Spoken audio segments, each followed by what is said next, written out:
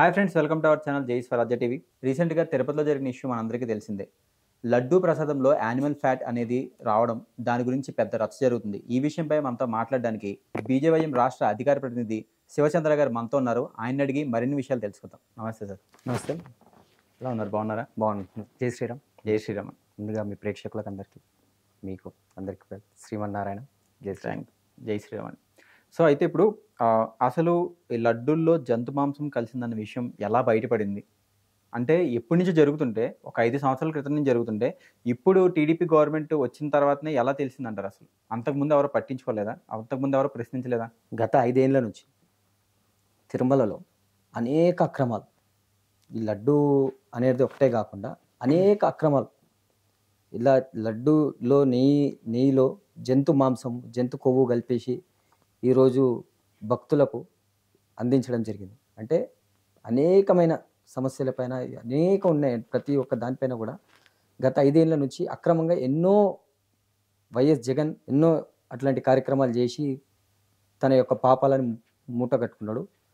గత ఎన్నికల్లో ఆయనకు రాష్ట్ర ప్రజలు ఆ వెంకటేశ్వర స్వామి తగిన బుద్ధి చెప్పకుండా, ప్రతిపక్ష హోదా కూడా కల్పించకుండా ఆయనకు తగిన బుద్ధి చెప్పడం జరిగింది. అయితే చంద్రబాబు నాయుడు గారు ముఖ్యమంత్రి అయ్యాక, ఏ రోజైతే ముఖ్యమంత్రిగా ప్రమాణ స్వీకారం చేసిండో, ముందుగా ఆయన ప్రమాణ స్వీకారం చేసినాక వెంటనే ఆయన తిరుమల శ్రీవారిని దర్శనం చేసుకోవడం జరిగింది. అయితే అక్కడ ఎన్నో సమస్యలు ఆయనకు ప్రజలు కూడా ఆయనకు ఎన్నో సమస్యలు వివరించడం జరిగింది. దానిపైన ఆయన ఇంటెలిజెన్స్ సమాచారం ఉండొచ్చు, ప్రతి ఒక్క సమాచారం ఉండొచ్చు, ఆయన తెప్పించుకుంటే ఏదైతే మనం తిరుపతికి వెళ్ళి ఎంతో మనం ఎప్పుడు లడ్డు ఇచ్చినా, ఎవరు మనకి ఇచ్చినా కానీ రెండు చేతులతోటి కళ్ళకు అద్దుకొని మనం తినే లడ్డూలో జంతు మాంసం కలుపుతుర్రు అని చెప్పేసి ఆయన యొక్క విచారణలో తేట తెల్లమైంది, బయటపడడం జరిగింది. అంటే 150 కోట్ల మంది ప్రజలు, సామాన్య ప్రజలు కూడా ఈరోజు స్వామివారిని దర్శనం చేసుకోవడానికి వెళ్తారు. అందులో జంతు కొవ్వు మాంసంతో నెయ్యి తయారు చేసి లడ్డూగా స్వామివారికి ఎక్కించి మనకి ఇవ్వడం జరిగింది. అంటే హిందువుల మనోభావాలు దెబ్బతీయడమే కదా దీని విషయంలో. హిందువుల మనోభావాలు దెబ్బతీయడమే కదా, హిందువుల ఆరోగ్యంతో చెలగాటం ఆడుకున్నట్టే కదా. స్వామివారికి నైవేద్యం కూడా అదే. మనం అందులో ఎంతోమంది పేద మధ్యతరగతి ప్రజలు కూడా అక్కడికి పోయి దర్శనం చేసుకుంటారు. వారి ఆరోగ్యాల పట్ల కూడా జగన్ చెలగాటం ఆడింది కదా. దీనికి జగన్ స్వామివారి ముందు మోకరిల్లి క్షమాపణ చెప్పాలి. నేను చేసిన తప్పు అని చెప్పేసి 108 సుట్లు తిరిగి స్వామివారి ముందు మోకరిల్లి నేను చేసిన తప్పు అని చెప్పి ఒప్పుకుంటేనే బాగుంటుంది. లేకపోతే స్వామివారు చూస్తూ ఊరుకోరు, తగిన బుద్ధి చెప్తారు. 7 కొండలు ఉండేది 2 కొండలు అంటే ఏమైందో తెలిసిందా? వారి నాన్నగారు కూడా, వైఎస్ రాజశేఖర రెడ్డి గారు కూడా 2 కొండలు అని చెప్తే ఏమైందో రాష్ట్ర ప్రజలందరూ చూశారు. అసలు తిరుపతిలో అన్యమతస్తుల్ని అధికారంలోకి, అంటే ఎవరైతే చైర్మన్ కింద, బోర్డు మెంబర్స్ కింద అన్యమతస్తుల్ని పెట్టే సంస్కృతి అసలు ఎప్పటి నుంచి మొదలైందంటారు? యాక్చువల్గా మనం తిరుమలకు అన్యమతస్తులకు అనుమతే లేదు. అనుమతి ఇచ్చినా కానీ వాళ్ళు ఒక డిక్లరేషన్ అనేది ఇవ్వాలి. కానీ వైఎస్ జగన్ ఏం చేసిండంటే అన్యమతస్తున్నే టీటీడీ చైర్మన్ చేసిండు, వైవి సుబ్బారెడ్డిని. మరి అట్లా చేసినప్పుడు ప్రతిపక్ష ప్రభుత్వాలు ఎందుకు చేస్తారని అప్పుడు ప్రశ్నించలేదా? అప్పుడు ప్రశ్నించే వాళ్ళని గొంతు నొక్కిండు కదా జగన్. ఏం లేదు, 40 సార్లు మాల వేసుకున్నాడు అని చెప్తాడు. కానీ అతని భార్య, వైవి సుబ్బారెడ్డి గారి భార్య, సాక్షాత్తు వైఎస్ రాజశేఖర రెడ్డి గారి సమాధి పక్కన షర్మిల గారు ఉండే, మరియు వైఎస్ రాజశేఖర రెడ్డి గారి సతీమణి విజయ గారు మరియు జగన్ గారు ఉన్నప్పుడు బైబుల్ పట్టుకొని ప్రార్థనలు చేసిన మహిళ వైవి సుబ్బారెడ్డి గారి భార్య. ఇవాళ దొంగ చేతికి తాళం ఇచ్చినట్టు మొత్తం అన్యమతస్తులని మొత్తం నింపినటువంటి వ్యక్తి వైఎస్ జగన్. టీటీడీని మొత్తం భ్రష్టు పట్టించింది జగన్. సంఘటన పైన మొదటి ముద్దాయి ఎవరంటే జగన్, తర్వాత వైవి సుబ్బారెడ్డి. వాళ్ళ భార్య బైబుల్ పట్టుకొని ప్రార్థనలు చేసింది నిజం కాదా? వైవి సుబ్బారెడ్డి గారి భార్య బైబుల్ పట్టుకొని ప్రార్థనలు చేసింది. ఒక దగ్గరనేమో జగన్ జగన్ జగన్ జగన్ అని చెప్పేసి జగన్ గోవిందా అని చెప్పేసి అని అంటుంటుంది. ఇలా అనేక వీడియో క్లిప్స్ ఇలా బయటపడుతున్నాయి. దానిపైన పూర్తి స్థాయి విచారణ జరగాలి. దోషులు ఎవరైనా సరే వారిని అరెస్ట్ చేయాలి. ఇవాళ టీటీడీని మొత్తం ప్రక్షాళన చేయాలి. ప్రక్షాళన చేసి వారిని ఎవరైతే దోషులు ఉన్నారో వారిపైన చట్టరీత్యా చర్య తీసుకోవాలి. సిబిఐ ఎంక్వైరీ కూడా రాష్ట్ర ప్రభుత్వం కోరుతుందని చెప్పి ఆశాభావం వ్యక్తం చేస్తుంది. ఇప్పుడు మన దేశంలో వేరే రాష్ట్రాలు ఎక్కడున్నా మానభంగాలు, అత్యాచారాలు లాంటివి జరిగితే చాలామంది రెస్పాండ్ అవుతున్నారు. దీన్ని ఖండించాలి, వాళ్ళని ఉరిశిక్ష తీయాలని సీఎంలు కానీ, గవర్నమెంట్లో ఉన్న పెద్దలు కానీ, సినిమా యాక్టర్స్ కానీ చాలామంది రెస్పాండ్ అవుతున్నారు. ఇంత పెద్ద ఇష్యూ గత 4 సంవత్సరాలుగా 5 సంవత్సరాలుగా ఇలా జరుగుతుందని తెలిసినా కూడా రేవంత్ రెడ్డి గారు కానీ, ఇంకా ప్రభుత్వంలో ఉన్న పెద్దలు కానీ, లేకపోతే కొంతమంది సినిమా సెలబ్రిటీలు కానీ ఎందుకు సైలెంట్గా ఉన్నారు? దీనిపై ఎందుకు మాట్లాడట్లేదు? వాళ్ళకు కేవలం హిందువుల ఓట్లు మాత్రమే కావాలి. హిందువుల ఓట్లు మాత్రమే కావాలి. కానీ హిందువులకు ఏదైనా ఆపద వస్తే, హైందవ ధర్మానికి ఏదైనా ఆపద వస్తే, ఇవాళ లడ్డూ గురించి ఎన్నో సోషల్ మీడియాలో అనేకమైనటువంటి ప్రచారం జరుగుతున్నా కానీ ఇప్పటి వరకు కూడా ఈ రాష్ట్ర ముఖ్యమంత్రి రేవంత్ రెడ్డి గారు స్పందించలేదు. ఇక్కడ ఉన్నటువంటి ప్రతిపక్ష నాయకుడు కేసీఆర్ స్పందించలేదు.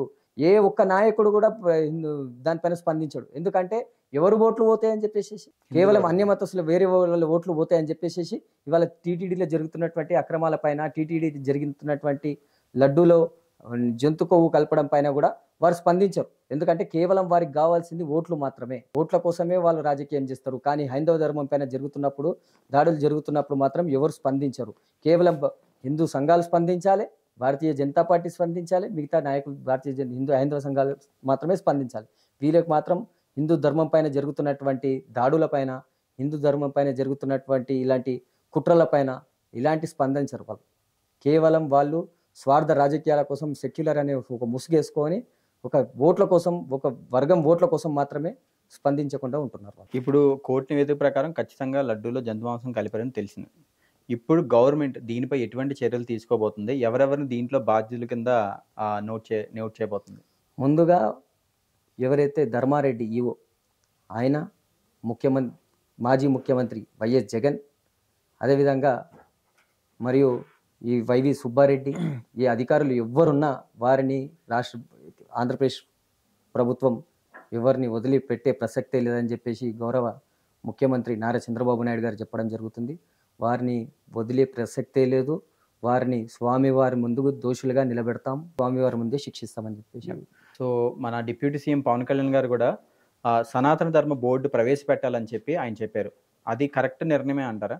ఖచ్చితంగా పవన్ కళ్యాణ్ గారు ఏదైతే ప్రకటించారో సనాతన ధర్మం బోర్డు, దానికి హైందవ సంఘాలు, హిందూ సంఘాలు, భారతీయ జనతా పార్టీ అందరం కూడా దానికి మద్దతు తెలుపుతాం. పవన్ కళ్యాణ్ గారు తీసుకున్నటువంటి నిర్ణయం చాలా హర్షించదగలిసిన నిర్ణయం. చాలా ఆయనకు కోటి దండాలు తెలియజేయాలి. ఆయన తీసుకున్నటువంటి నిర్ణయం పైన హిందూ సంఘాలు అందరూ కూడా, హిందూ ప్రజలందరూ కూడా వారు సంతోషాలతో ఉన్నారు. వారు ఇలాంటి నిర్ణయం తీసుకోవడం పట్ల రాష్ట్ర ప్రజలు ఎవరైతే శ్రీవారిని కొలుస్తారో, దైవంగా కొలుస్తారో వాళ్ళందరూ కూడా వారిని స్వాగతం తెలియజేస్తున్నారు. పవన్ కళ్యాణ్ గారికి మద్దతు తెలుపుతాం.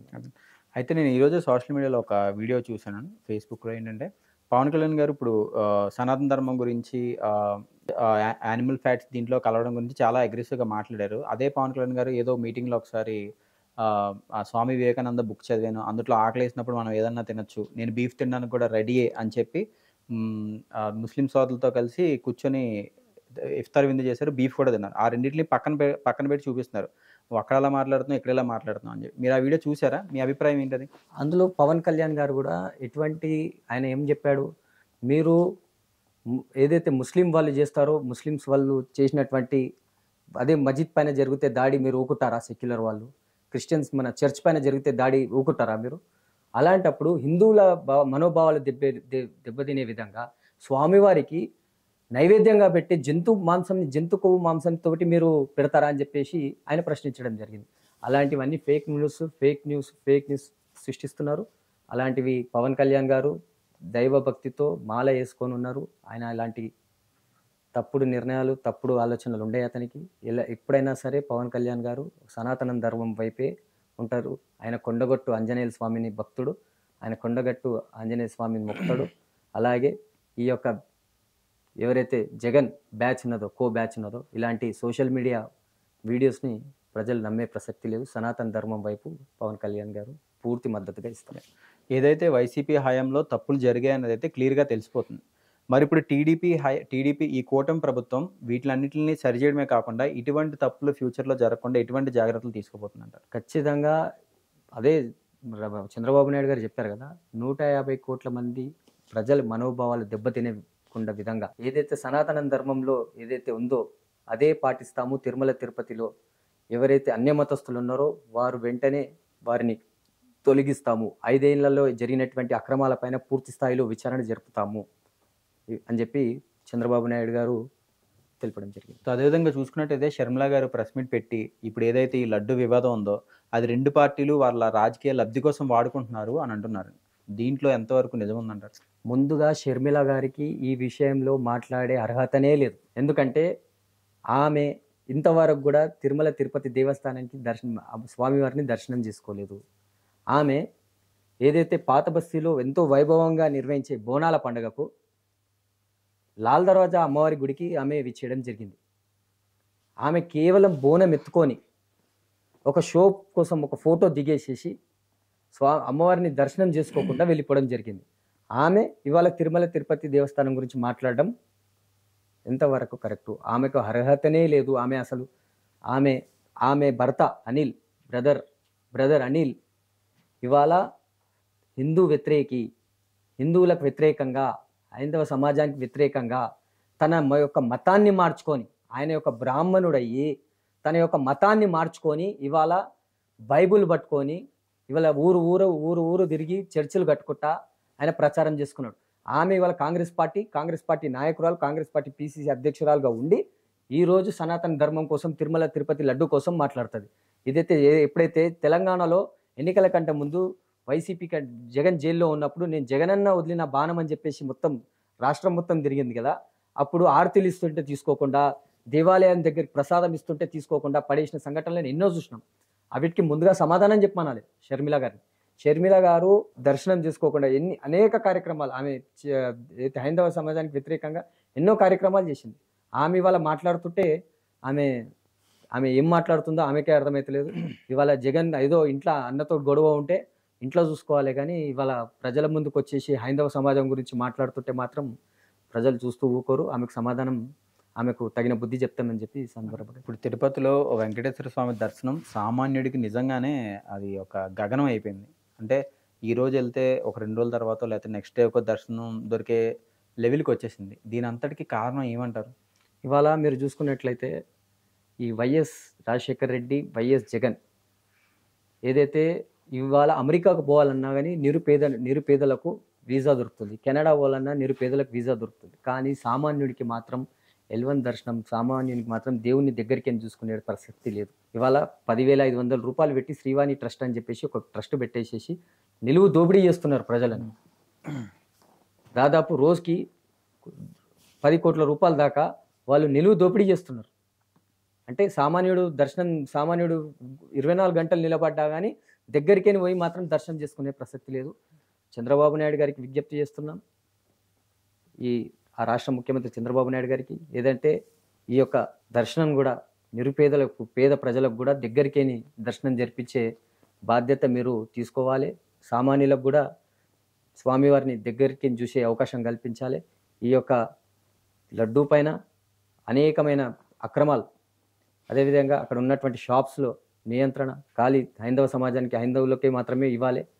ఎవరికైతే అన్యమతస్థులని ఏరిపారేయాలి. సామాన్యులకు దైవ దర్శనం దగ్గర నుండి కల్పించాలని చెప్పేసి చంద్రబాబు నాయుడు గారు వ్యక్తం చేస్తున్నాం. వారిపైన పూర్తి విశ్వాసం ఉంది. వారు సామాన్యులకు కూడా దగ్గరికి దర్శనం కల్పిస్తారని చెప్పేసి ఆశిస్తున్నాం. మొన్నటి వరకు వైసీపీ ప్రభుత్వానికి ఎక్కడో చోట ఒక నమ్మకం ఉండేది, 2029లో ఖచ్చితంగా మళ్ళీ జగన్ ప్రభుత్వం వస్తుందని. ఈ ఇన్సిడెంట్స్ తర్వాత ఇంకా జగన్ ప్రభుత్వం పూర్తిగా నాశనం అయిపోయినట్టు అంటారా? మళ్ళీ 2029లో వచ్చే అవకాశాలు ఏం లేవంటారా? అదే చెప్తున్నా, స్వామివారితో పెట్టుకున్న వాళ్ళు ఎవరూ బాగుపడలేరు. స్వామివారితోటి చెలగాటమాడిండు జగన్. ఇప్పటికైనా తన తప్పు ఒప్పుకోవాలి, అప్పుడు ప్రజలు ఆలోచిస్తారు. కానీ జగన్ని మాత్రం స్వామివారి భక్తులు ఎవ్వరు కూడా వదిలే ప్రసక్తి లేదు. 2029లో జగన్ పార్టీ మొత్తం భూస్థాపితమైపోతుంది. స్వామివారికి కోపానికి, ఆగ్రహానికి గురి కావాల్సిందే. సార్, ఏదైతే గత ప్రభుత్వం హయాంలో అన్యమతస్తులకు ఉద్యోగాలు ఇవ్వడం కానీ, షాపులు కూడా అన్యమతస్తులకు ఇవ్వడం కానీ జరిగింది. ఇప్పుడు ఉన్న మన చంద్రబాబు నాయుడు గారి ప్రభుత్వం దాన్ని నిర్మూలించడానికి ఎటువంటి చర్యలు తీసుకోబోతుందంటారు? అదే చెప్తున్నా. ఇంతకుముందు ఉన్నటువంటి వైవి సుబ్బారెడ్డి అన్యమతస్థుడే. టీటీడీ చైర్మన్‌గా ఉన్నటువంటి వైవి సుబ్బారెడ్డి అన్యమతస్థుడే. అక్కడ ఉన్నటువంటి టీ స్టాల్స్ వాళ్ళు కూడా కొంతమంది అన్యమతస్థులే. అక్కడ ఉన్నటువంటి లిఫ్ట్ బాయ్ కాడికేను కూడా అన్యమతస్థులే ఉండడం జరిగింది. చంద్రబాబు నాయుడు గారు ముఖ్యమంత్రి అయ్యాక టీటీడీని ఇంతవరకు కూడా చైర్మన్‌ని ప్రకటించలేదు. తొందరలోనే టీటీడీ చైర్మన్‌ని కూడా ప్రకటిస్తారని చెప్పేసి ఆశాభావం వ్యక్తం చేస్తున్నా. చంద్రబాబు నాయుడు గారు తన నోటితోటే నేను అలిపిరిలో జరిగినటువంటి సంఘటనలలో అతను బతకడానికి కారణం కూడా స్వామివారి దయ వల్లే అని చెప్పేసి చంద్రబాబు నాయుడు గారు చెప్పడం జరిగింది. అంటే స్వామివారి పైన భక్తితోటి ఉన్నటువంటి ముఖ్యమంత్రి ఎవరైనా ఉన్నారంటే చంద్రబాబు నాయుడు గారు. ఇవాళ చంద్రబాబు నాయుడు గారి పైన పూర్తి విశ్వాసం ఉంది. వారికి చంద్రబాబు నాయుడు గారికి స్వామివారి పైన భక్తి ఉన్నది కాబట్టి ఈరోజు టీటీడీని ప్రక్షాళన చేయాలి. సామాన్య మధ్యతరగతి ప్రజలు కూడా మంచి నాణ్యమైన లడ్డూని తీసుకోవాలి, నాణ్యమైన ప్రసాదాన్ని తీసుకోవాలి.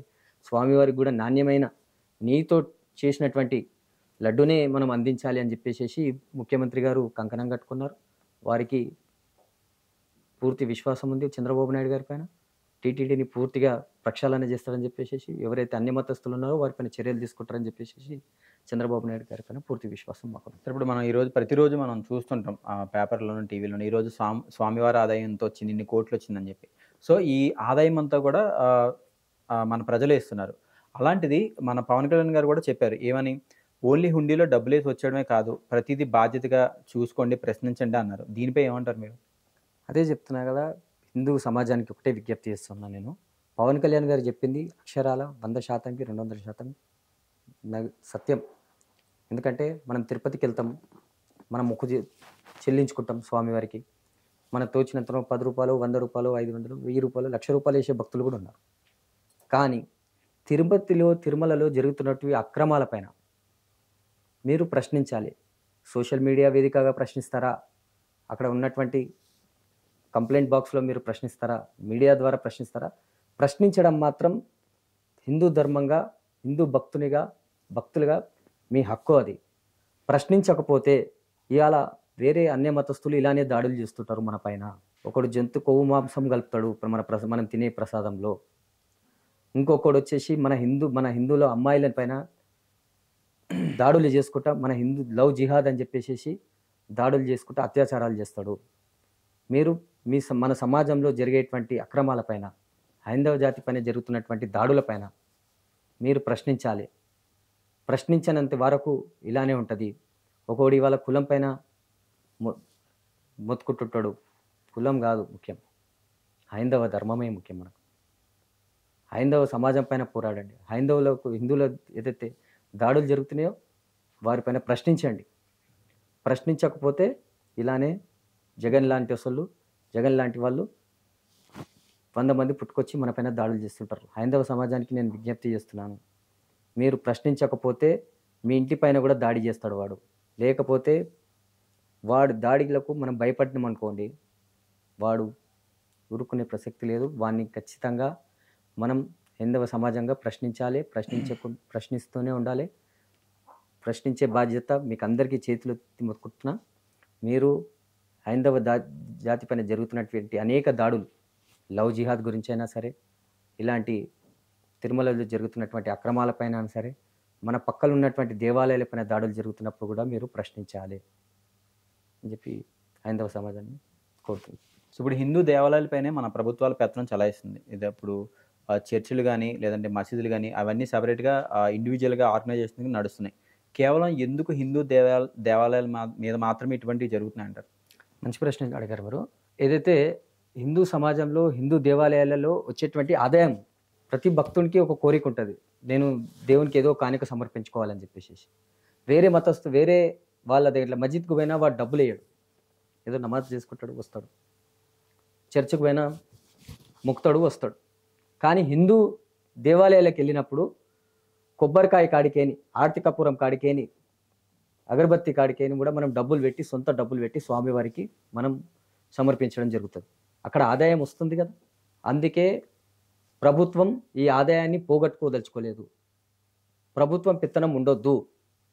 ప్రభుత్వం ఇది వారి ఎవరికైతే దేవాలయాలు ఉన్నారో వాళ్ళకే పెత్తనం ఉండాలి. వారి వారి వారి అండర్లోనే ఈ యొక్క దేవాలయాలు నడవాలి. మేము ఎప్పటి నుంచో డిమాండ్ చేస్తున్నాం. వేరే మస్జిద్ల మీద చర్చిల మీద ఎందుకు ఉండదు పెత్తనం? ఎందుకంటే అక్కడ ఆదాయం ఉండదు కదా. ఇక్కడ నుంచి దేవాలయాల నుంచి వచ్చినటువంటి ఆదాయాలను తీసుకొని పోయి వేరే వాటికి యూజ్ చేస్తుంటారు.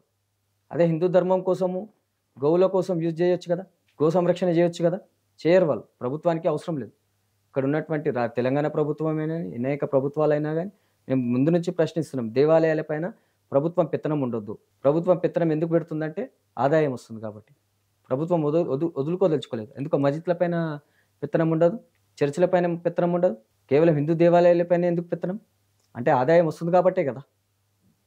ప్రభుత్వం, రాష్ట్ర ప్రభుత్వాన్ని, అనేక ప్రభుత్వాలను మేము డిమాండ్ చేస్తూ ఉన్నాం. హిందూ దేవాలయాలపైన పెత్తనం ఉండొద్దు.